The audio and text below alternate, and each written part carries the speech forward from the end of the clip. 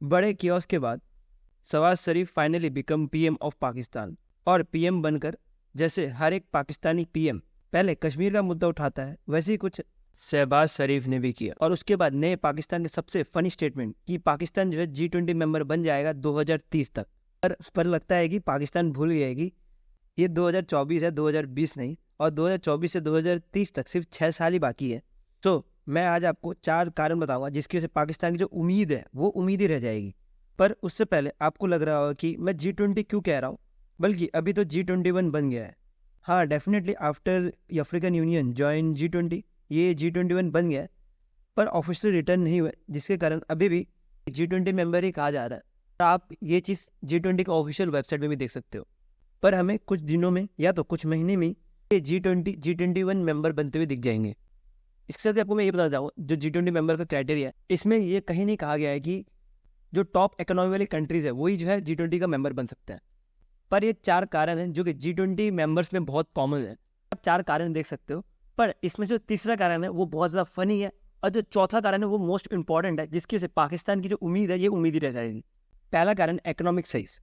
हाँ, ये बात कहीं हद तक सच भी लगता है कि G20 जो मेंबर्स है वो सिर्फ टॉप इकोनॉमी वाले कंट्रीज ही है, क्योंकि आप टॉप 20 कंट्रीज देखिएगी, इसमें से जो G20 मेंबर्स ज़्यादा से ज़्यादा बने हुए हैं, जैसे कि USA, China, Germany, Japan, India, UK, France, ऐसा कुछ। लेकिन आप पाकिस्तान का रैंक देखोगे कि वर्ल्ड इकोनॉमी में कितनी है, तो आपको टॉप 10 में भी नहीं मिलेगा।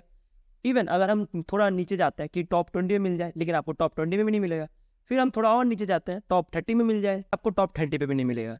आ जाके टॉप 50 में जाना पड़ेगा, तब जाके आपको पाकिस्तान जो है 47 नंबर पे दिखेगा। पर मैं आपको ये बताना चाहूँगा कि जब मैं रिसर्च कर रहा था तब पाकिस्तान की जो रैंक थी वो 46 थी, पर अब जब मैं वीडियो बना रहा हूँ तो 47 हो गई। मतलब कि IMF ने भी इनकी रैंक और गिरा दी गई है। अब पाकिस्तान का तो मुझे नहीं पता, बट सिंगापुर, इजराइल और इवन बांग्लादेश की इकोनॉमी को देख के भी ऐसा लगता है कि ये जो है फ्यूचर में G20 मेंबर बन सकते हैं। साथ ही मैं आपको ये बताना चाहूँगा कि पाकिस्तान की इकोनॉमी इतनी खराब है कि अगर आप इंडिया की जो लार्जेस्ट इकोनॉमी जो महाराष्ट्र स्टेट है, आप अगर इसकी इकोनॉमी देखोगे तो आपको मिलेगा 440 बिलियन USD के आसपास, जो कि पाकिस्तान से बहुत ज़्यादा है। अब हम अगर पाकिस्तान की पॉपुलेशन लें तो आपको मिलेगा कुछ 23 करोड़ के आसपास, और इसी के अगेंस्ट में अगर इंडिया का जो सबसे पॉपुलर स्टेट है यूपी, अगर आप इसकी पॉपुलेशन लेंगे तो आपको मिलेगा कुछ 24 करोड़ के आसपास। पर आप दोनों इकोनॉमी को कंपेयर करोगे तो आपको मिलेगा कुछ ज़्यादा डिफरेंस नहीं है। जैसे कि मैंने बताया कि पाकिस्तान की जो इकोनॉमी है वो 340 बिलियन USD है, उसके अगेंस्ट में अगर आप उत्तर प्रदेश का कंपेयर करोगे तो आपको मिलेगा 320 बिलियन USD के आसपास। सो आप देख सकते हो इंडिया की स्टेट जो है पाकिस्तान की इकोनॉमी से ज़्यादा है, और 46 कंट्रीज जो है पाकिस्तान की इकोनॉमी से ज़्यादा है, और पाकिस्तान को ये उम्मीद है कि पाकिस्तान जो है 2030 तक G20 बन जाएगी। इससे ज़्यादा फनी स्टेटमेंट क्या दे सकते हैं नए PM साहब। सेकेंड जो कारण है वो है ग्लोबल ट्रेड इन्फ्लुएंस। अगर आप पाकिस्तान का ग्लोबल ट्रेड भी देखो तो आपको मिलेगा कि ये कहीं भी G20 कंट्री के आसपास भी खड़ा नहीं होता।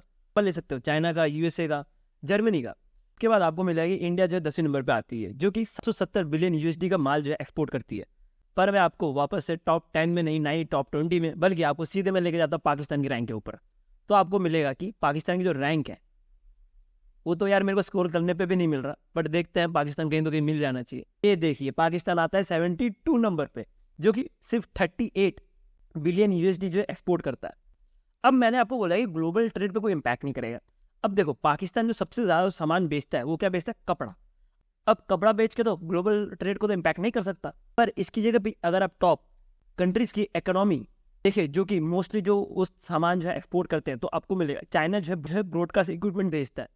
तो अगर चाइना को इम्पैक्ट हुआ कुछ भी तो पूरा ग्लोबल ट्रेड जो है वो खराब हो सकता है। इसी के साथ अगर आप सेकंड नंबर में देखोगे तो USA आता है, जो कि पेट्रोलियम सबसे ज़्यादा एक्सपोर्ट करता है वो, और मोस्टली जो पूरा ग्लोब है वो अभी भी पेट्रोलियम पे ही डिपेंड है। और अगर पेट्रोलियम इम्पैक्ट होता है तो पूरा ग्लोबल चेन इसकी वजह से भी खराब हो सकता है। और आप सेम चीज़ यही जो पेट्रोलियम वाली मैं बता रहा हूँ, आप ये इंडिया में भी देख सकते हो। इंडिया में भी जो सबसे ज़्यादा एक्सपोर्ट किया जाता है वो पेट्रोलियम ही किया जाता है। ये आप सबको पता ही होगा, इंडिया जो है क्रूड ऑयल जो है वो बाहर से मंगवाता है, पर इंडिया जो है रिफाइनरी के मामले में बहुत आगे है बहुत सारे कंट्रीज से, और इंडिया से जो है रिफाइनरी माल यूरोप यूनियन, अफ्रीका और दूसरे कंट्रीज में भी जाता है। तो अगर इंडिया में भी इम्पैक्ट हुआ तो ग्लोबल ट्रेड पे इम्पैक्ट हो सकता है। तो इसी वजह से दूसरा जो कारण है बहुत इंपॉर्टेंट है। तीसरा जो कारण है वो है पॉलिटिकल स्टेबिलिटी एंड गवर्नेंस। अब मैंने जैसे कि आपको पहले ही बताया कि ये बहुत फनी चीज़ है कि पाकिस्तान इतनी जद्दोजहद के बाद फाइनली जो है नवाज शरीफ जो है PM ऑफ पाकिस्तान बने। पर ये कैसे बने ये तो पाकिस्तान के इलेक्शन कमीशन और पाकिस्तान के मिलिट्री को ही पता होगा। लेकिन जितने भी G20 मेंबर्स आपको दिख रहे हैं इधर, आपको ये मिलेगा कि इनमें जो है पॉलिटिकल स्टेबिलिटी इनकी कंट्रीज में है। केस में पाकिस्तान जैसी कंट्री इलेक्शंस टाइम में होते नहीं है, और जब इलेक्शंस हो भी जाते हैं उसके बाद जो रिजल्ट आता है उसमें भी बहुत ज़्यादा इन्फ्लुएंस होता है मिलिट्री का। सो ये तीसरा कारण है जिसके से पाकिस्तान का जो एम है ये कभी पूरा नहीं हो पाएगा। और आखिरी रीजन जो है जियोपॉलिटिकल कंसिडरेशन। अगर आप पाकिस्तान का रिलेशन देखो तो मोस्टली जो कंट्रीज है इनके साथ अच्छा नहीं है। पाकिस्तान का रिलेशन इंडिया के साथ अच्छा नहीं है, पाकिस्तान का रिलेशन बांग्लादेश के साथ अच्छा नहीं है, इसके साथ जो साउथ ईस्ट वाले नेशन है इनके साथ भी अच्छा नहीं है। पर मैं आपको ज़्यादा दूर भी लेके नहीं जाऊँगा, आप एक हफ्ते पुराना न्यूज़ ही देख सकते हो। जो ईरान और पाकिस्तान अपने आप को भाई भाई बोलते थे वो अब एक दूसरे के कट्टर दुश्मन है। सो पाकिस्तान का स्टैंड जियो पॉलिटिक्स में ये भी कमज़ोर होने का सबसे बड़ा कारण है, जिसकी वजह से पाकिस्तान 2030 की जो उम्मीद है ये उम्मीद ही रह जाएगी। सो मैं होप करता हूँ जो मैंने आपको 4 कारण बताया वो आपको समझ आए। इसी वीडियो के साथ अगर आपको ये समझ लेंगे पाकिस्तान पे क्या क्या इंपैक्ट हो सकते हैं आफ्टर स्टॉपिंग रावी रिवर, तो आप मेरा लेफ्ट हैंड वीडियो में क्लिक कर सकते हो। और आपको ये समझना है कि टाटा जो है पाकिस्तान को कैसे खरीद सकती है, तो आप राइट साइड वीडियो में क्लिक कर सकते हो। इसके बाद मैं आगे आपको इसी वीडियो से मिलूंगा।